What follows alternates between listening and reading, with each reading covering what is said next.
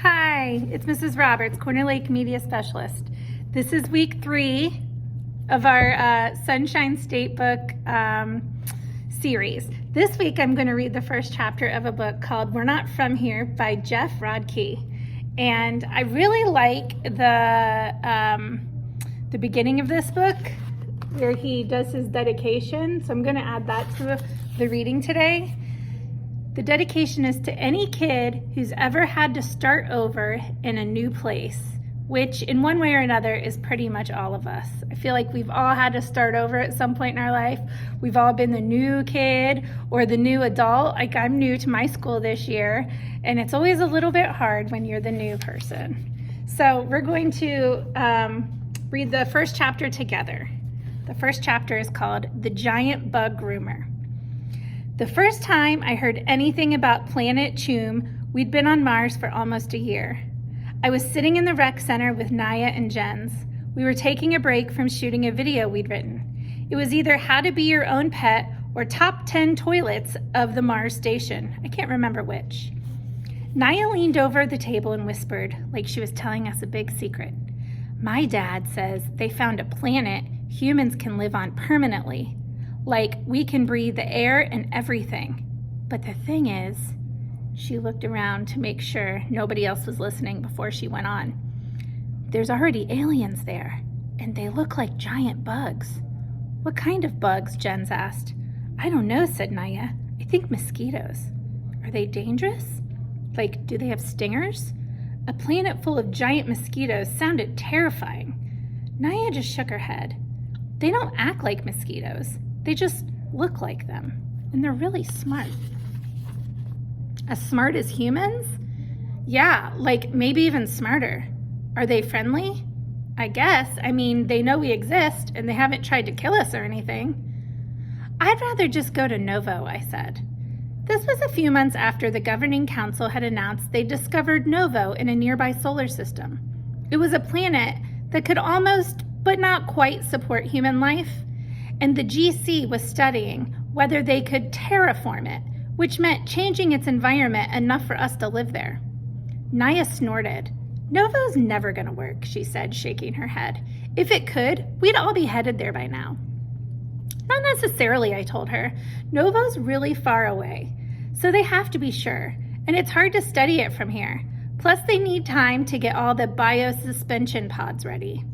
The trip to Novo would take 15 Earth years, and the only way for a whole ship full of people to survive the trip without running out of food and water was to go into biosuspension. Supposedly, that was just like going to sleep, except it lasted much longer, and you barfed a lot when you woke up. Is that what your mom told you? No, it was in the weekly announcements. My mom doesn't tell me anything. Mom had been elected to the governing council when it got set up right after the first refugee ships arrived on Mars. It was a big deal, I guess, but it didn't get my family any special treatment or inside info. All it meant for me was that I never saw my mom because she was always working. I'm just going to go back to Earth, Jens announced. I rolled my eyes as Naya sighed. You can't go back to Earth, she told Jens for about the 40th time. Why not? Everybody there is dead. So nobody can live there anymore. Nuh-uh, Jens insisted. We can live there again. We just have to wait a while. Yeah, like 1,000 years. Nuh-uh, just a year or two. My dad said so. Your dad's wrong. No, he's not. They probably would have kept arguing until Jens started to cry, which is usually what happened when we tried to change his mind about Earth. But just then, an old man passed by our table. He must have been on one of the last ships to arrive because his face was pockmarked with some red, dark sores from radiation exposure.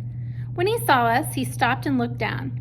You kids making another one of your videos? Yes, sir. I smiled at him and he smiled back.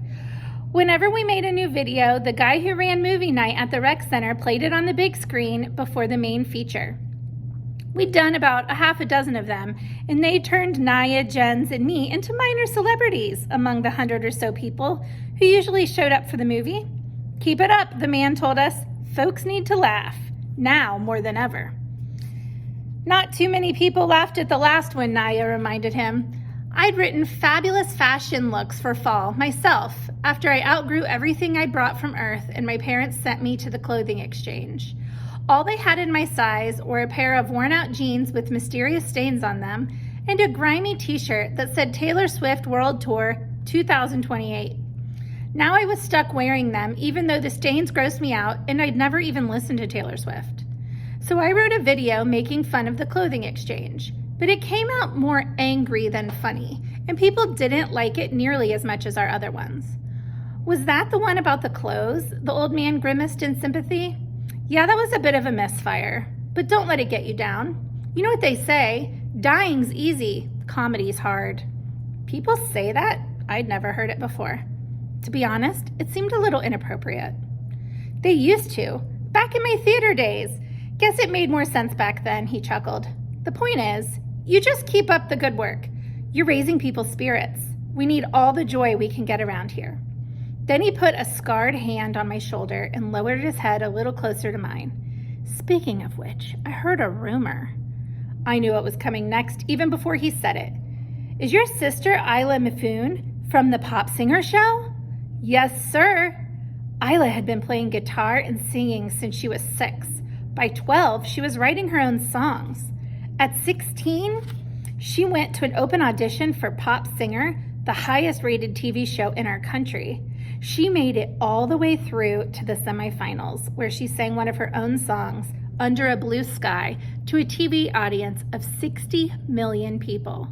Going into the live final episode, she had more votes than any of the other contestants. But the world had been slowly falling apart for a while. And 2 days before the episode was supposed to happen, it suddenly fell apart a lot faster. Instead of going to the airport and flying to see Isla in the Pop Singer finale, we wound up at the spaceport, where we were lucky enough to get seats for all 4 of us on a ship to Mars. Most people weren't that lucky. The man brightened when I told him Isla was my sister. People always did, just like they always looked crushed after they got the answers to their follow-up questions. You think she might grace us with a beautiful voice of hers? She doesn't sing anymore, sir, I'm sorry. Not at all? Not really, no. She says she doesn't like to perform without a guitar. There's gotta be one around here somewhere. No, sir. Mars has no guitars. She can still sing though, can't she? I nodded, yes, sir, but her heart's just not in it right now. The rest of her wasn't either. Most days my sister wouldn't even get out of bed. She'd just lie in her bunk, watching old episodes of the Birdleys and Ed and Fred on her screen. Having one of us in there 24/7, although on Mars it was technically more like 25/7, made our shoebox-sized living compartment feel even more cramped and stuffy than it already was. Worse, Isla wasn't even nice about it. She barely looked at me except to snarl whenever I asked her to put on headphones or to move her feet so I could get into our drawer. I was pretty fed up with her moping, but Mom and Dad said I should feel sorry for her. When something terrible happens, Mom told me during one of the rare times when we were alone, it affects people in different ways. Isla hasn't been able to bounce back from it like you have. We've just got to give her time. Personally, I thought a year, although on Mars it was technically more like a half a year, should be plenty of time to bounce back. But Isla didn't seem like she was even trying. Sometimes when I came into our compartment, I'd catch the sound of one of her songs coming out of her screen. She'd always shut it off right away, but I suspected that when nobody else was around, she was watching her old TV performances over and over again. It didn't seem like a healthy thing to do. Even so, when strangers like the old man asked about Isla, I smiled at them and lied a little. I think she'll sing again soon, I told him. She just needs time. Will you tell your sister she's got some big fans on this station, he said, giving my shoulder a friendly little squeeze. I will, sir, thank you. Thank you. You kids have a good day now. Keep up the good work. He ambled off toward the library. How is your sister? Naya asked me. Angry. Dad started making her go to the exercise room every morning. Angry's better than depressed, right? Jens asked. I don't know. She's not as mean to me when she's just depressed. Maybe she's jealous because you're more famous than she is now, said Naya. That's ridiculous. Isla's much more famous than me. Not as a percentage. Naya tapped her screen open. Think about it. 60 million people watched that show she was on, right? But that was out of the 9 billion people on Earth. She punched the numbers into her screen calculator. And 100 people watch our videos. But that's out of 2,400 total. So according to my calculations, she looked up and grinned at me. You are 6.25 times more famous on Mars than your sister was on Earth. That's not funny, I told Naya. It's also just sad. Jen's shoulders slumped. I hate math, he muttered. I reached across the table and smacked Naya's hand. Tell me more about those giant bug people. I don't know anything else, said Naya, just that they exist. And we asked them if we can come live on their planet. No way, said Jens. It'll never happen. I mean, can you imagine living on a planet full of giant bugs? I tried to imagine it. I couldn't. It just didn't seem possible. But then it actually happened.